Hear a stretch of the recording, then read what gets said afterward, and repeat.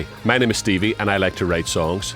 Today we're going to tackle the guitar solo for this progressive metal song that we're writing. I want to explore the concept of chromatic mediants because I think they'll produce a nice disorientating effect in the guitar solo that will suit very well the concept behind the lyrics of the song. I'll do a quick primer on what chromatic mediants are and then we'll get down to writing the guitar solo. Let's go.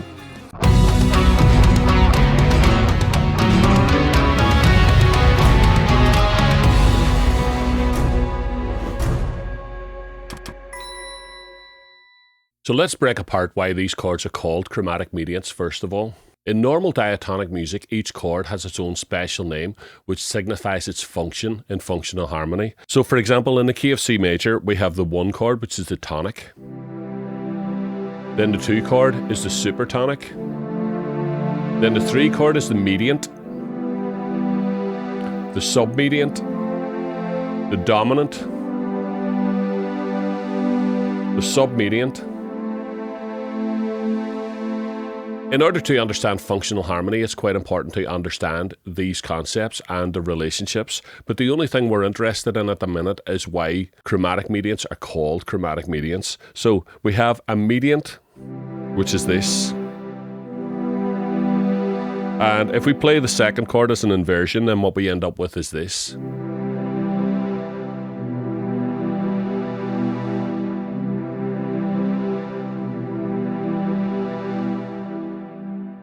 But that's not chromatic at all. In order to make it chromatic, we have to move away from the scale. So instead of doing our mediant based on the E, we could do it based on the E flat.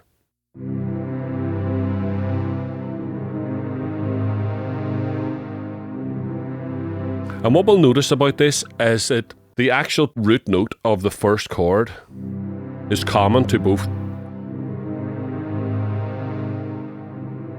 And this is why they're sometimes called slides, but for guitar players, slides are a different thing, so we rarely call them slides. So let's try a couple of different ones. We could try a minor. Let's say we're in F minor.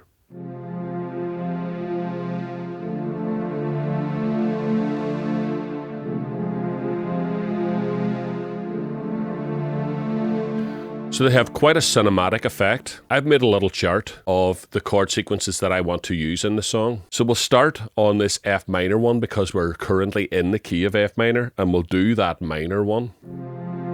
F minor into D minor.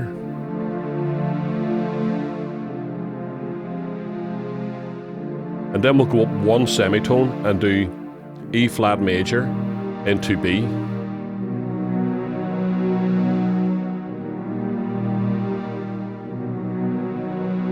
And then 1 semitone up again, giving us C into A flat.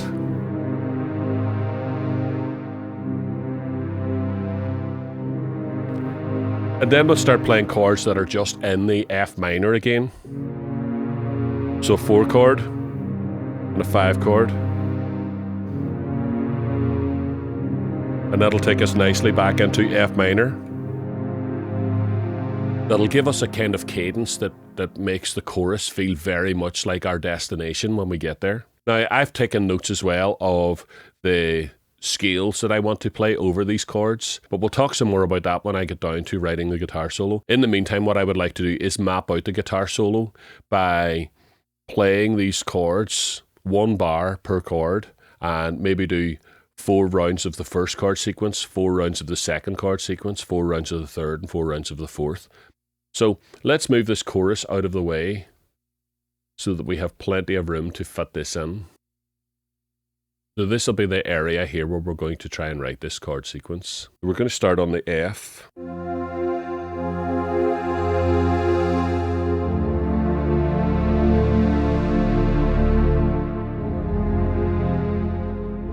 Let's get that down.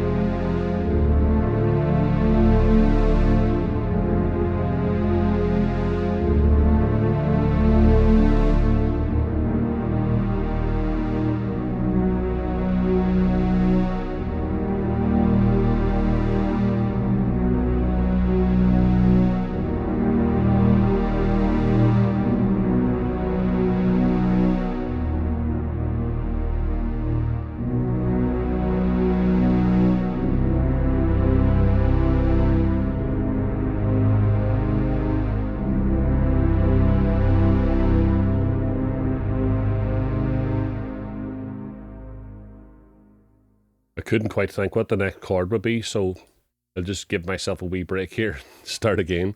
So probably then, what are we, yeah. Let's do that. Let's move up an octave.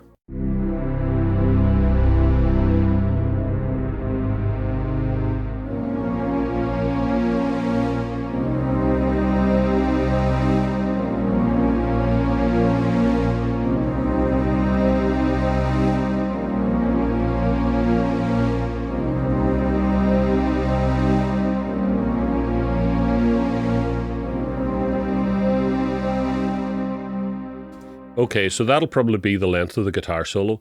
Let's just tidy up this little part now, fix all the little mistakes that I made.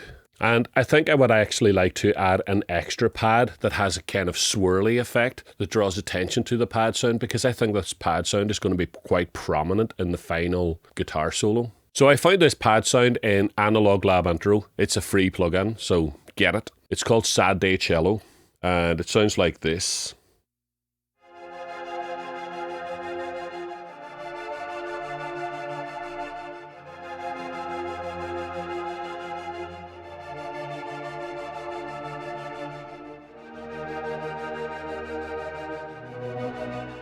So let's add that in.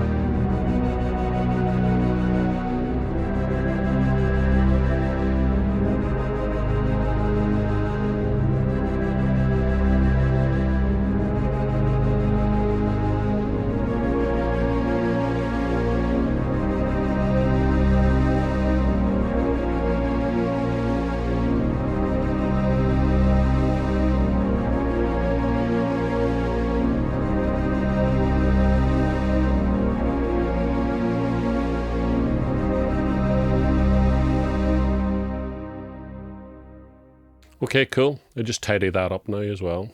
So that's the length that the guitar solo is going to be. So we know we can take this now and bring it back down to where it should be.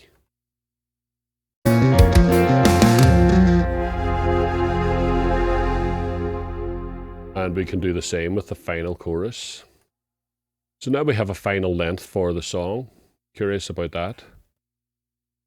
Brings the final length of the song in at just over 7 minutes. So what I'd like to do now is add the drums, bass and guitars to it and just fatten it out with power chords and chugs and stuff. So let's do that, and then we'll be ready to write the guitar solo.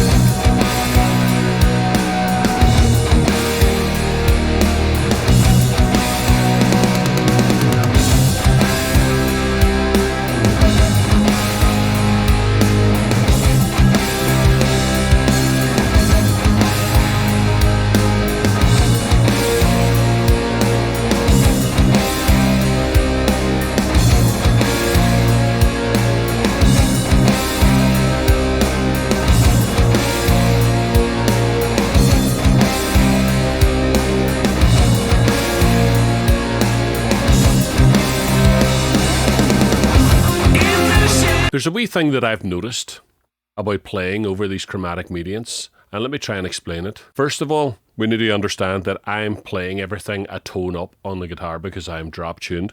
So when I play an F, it looks like a G. Okay, so hopefully that won't confuse things too much. If we play the F minor, and we would play F Aeolian over the top of it. When we go down to the D minor and play D Aeolian over that, what we soon discover is that that's D Aeolian is actually just F major. So what we're actually playing when we play over this F minor into D minor is we're actually playing F minor into F major. So there's just a major minor shift every time the chord changes.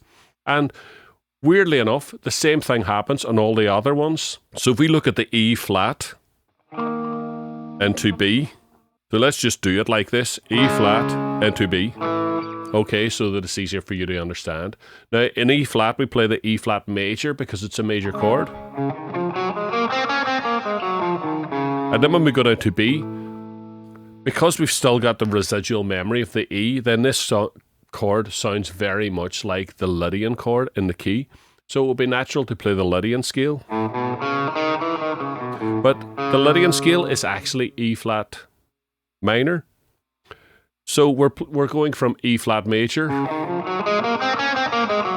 into E flat minor.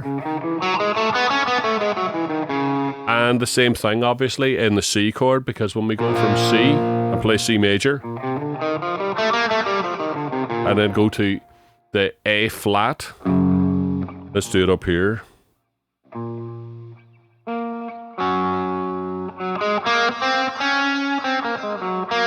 We can see that that's actually C minor. So in each of these chord sequences, the only thing I have to do when I'm playing over the top of them is shift.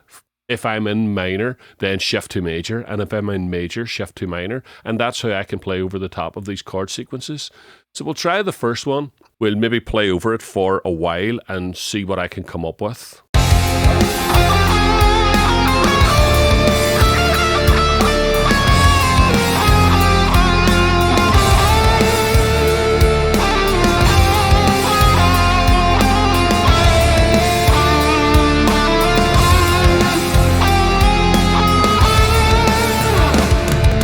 You know, that's the kind of thing we're talking about there. I'll turn the camera off and I'll just improvise for ages until I can come up with something and see what I have. Right, so I've come up with something like this.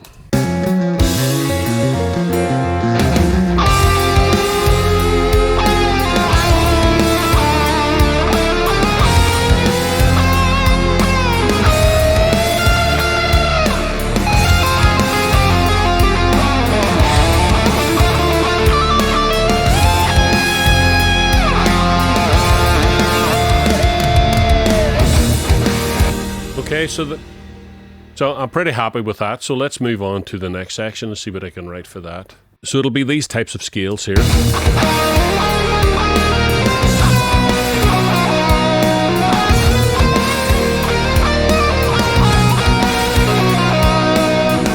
Okay, so I'll go round and round in that for a while and see what I can get.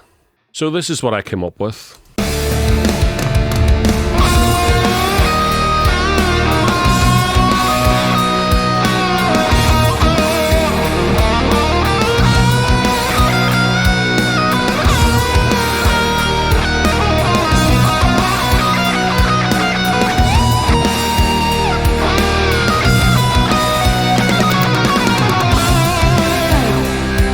That's the start of the next section. The same approach I came up with this part.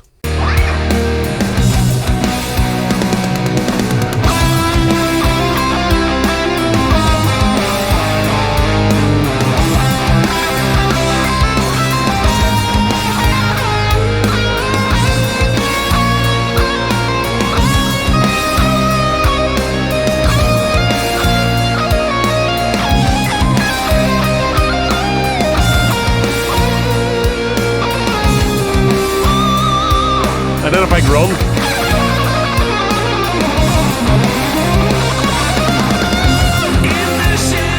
I'll work out the details of that run. I'll probably do something like...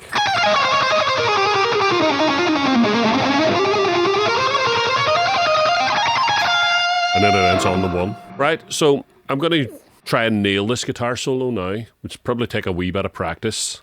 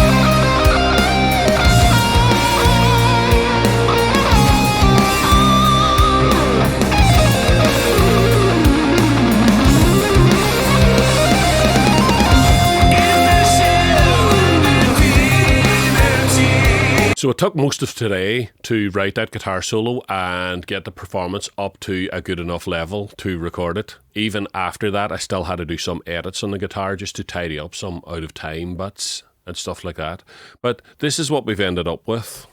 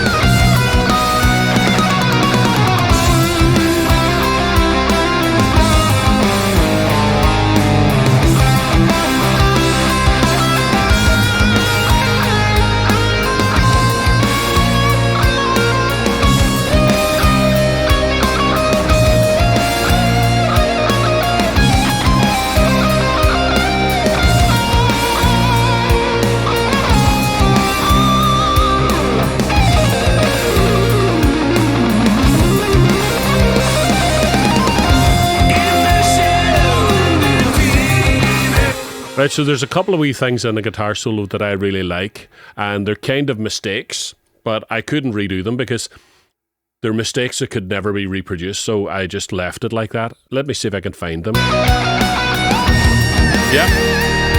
That little squeal on that note, that was completely by accident, and I tried to reproduce it and couldn't, so I decided to leave this performance in. And there's another one, there's another mistake that I really like.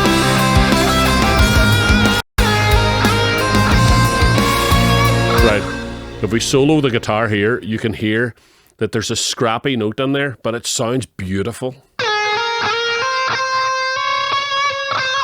Really like that. That wee moment of dissonance just as it moves into the nice, beautiful chord. So let me break down all the parts of the guitar solo now and let you see what I played. Okay, so we start off quite simply, just doing little bends and stuff.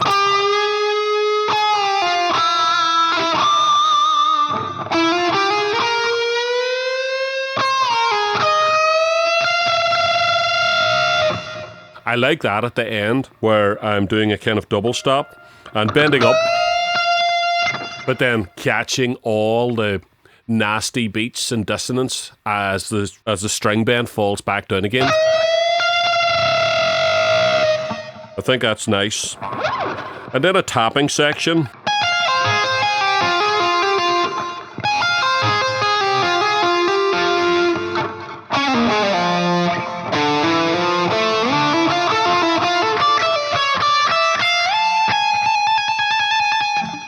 Okay, let me try and break that down some more. So, the tapping section.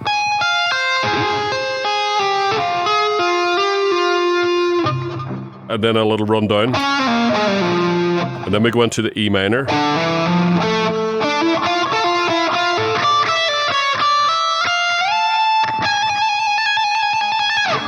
And then just a simple open note with some whammy, and then I catch the harmonic on the 5th fret. And then dive it down. Then we move into the next section, which goes major, and I really wanted to catch this major minor movement, so I do this little bend. Bend up to the major 3rd, and then bend up to the minor 3rd. Okay?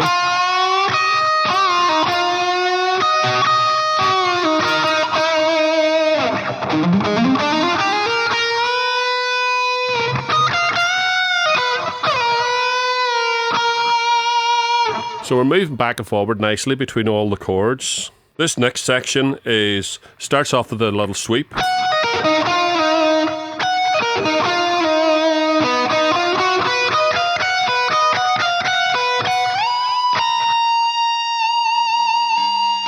Okay. And then an alternate picking rundown that goes into the next note of the chord. I like that because it sounds really disjointed, but you land it perfectly on the right note for the next chord.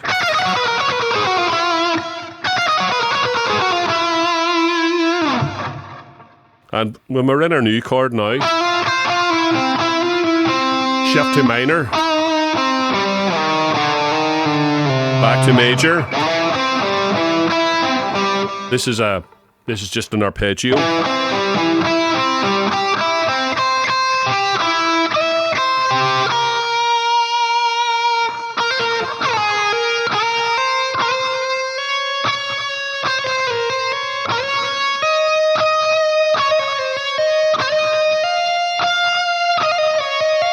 So we just sequence that wee bit the whole way up.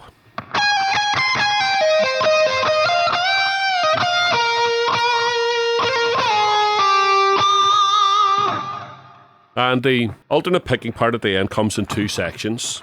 Now, it's this pattern. And I just do that across all the strings, following the G minor Aeolian mode.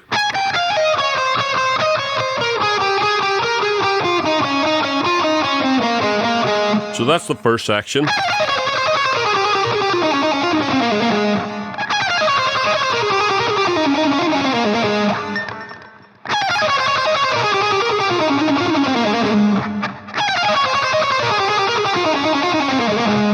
Then the second section is the same idea, but I do a slightly different pattern. And then we do that across each string.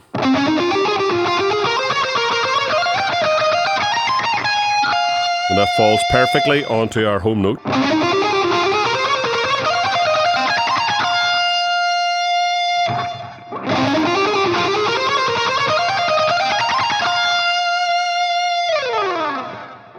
So that's the solo. I've done my usual thing of putting track spacer onto the bass guitar, and it's being triggered by the kick drum.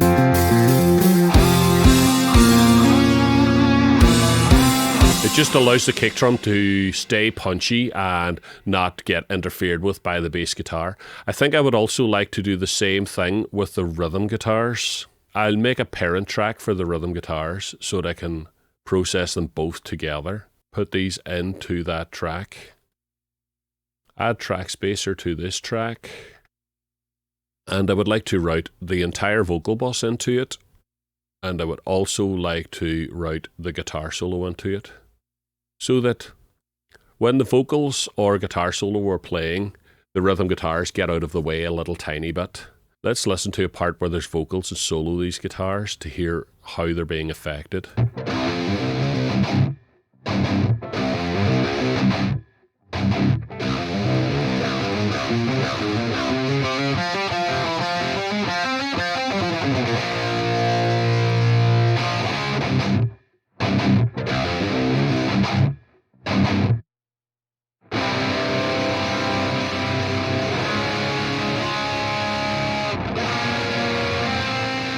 Okay, cool.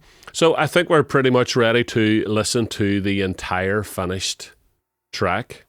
So turn your headphones up really loud and bust the shit out of your eardrums with this here, and let me know what you think of it.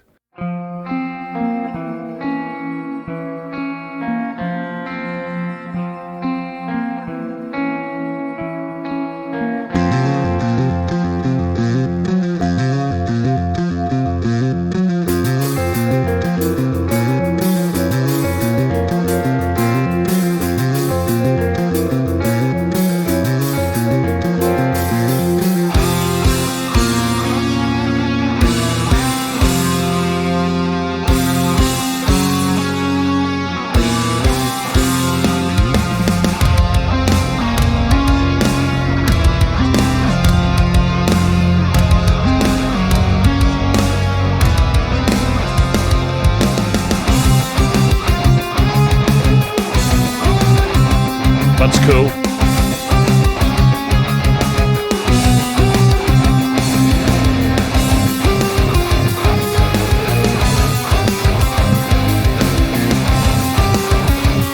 It's complicated and minimalistic at the same time.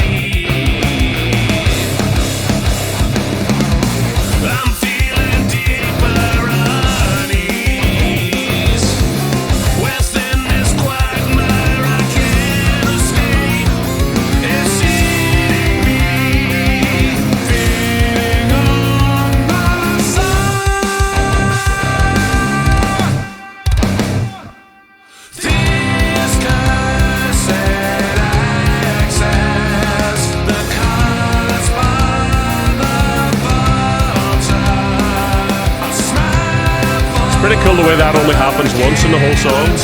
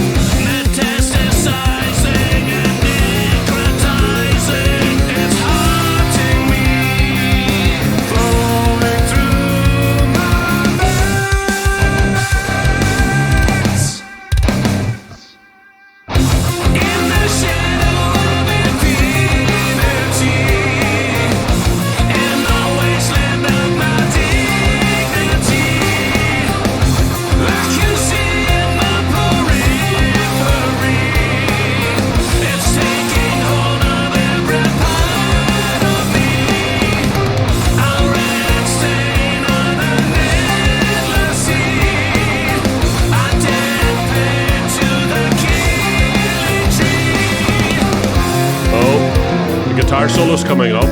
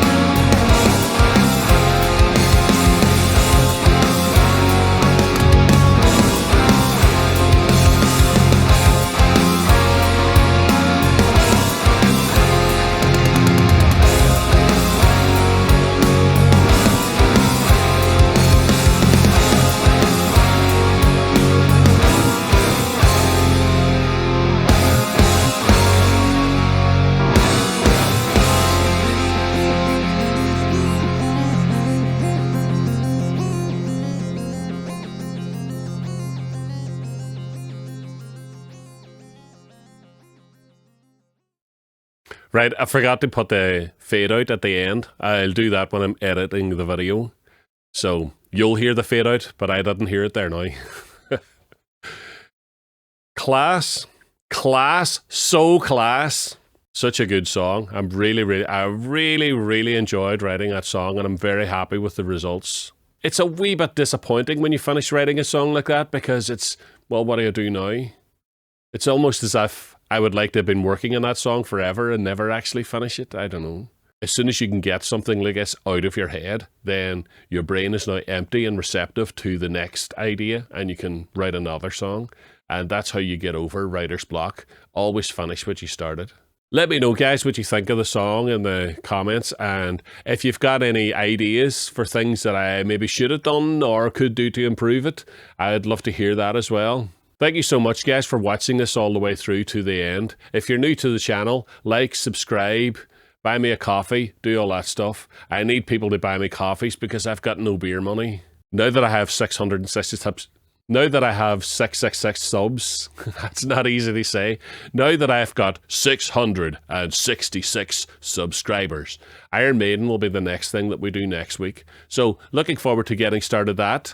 Join me next week for some Iron Maiden songwriting. And thank you so much, guys, for watching this to the end. You guys rock.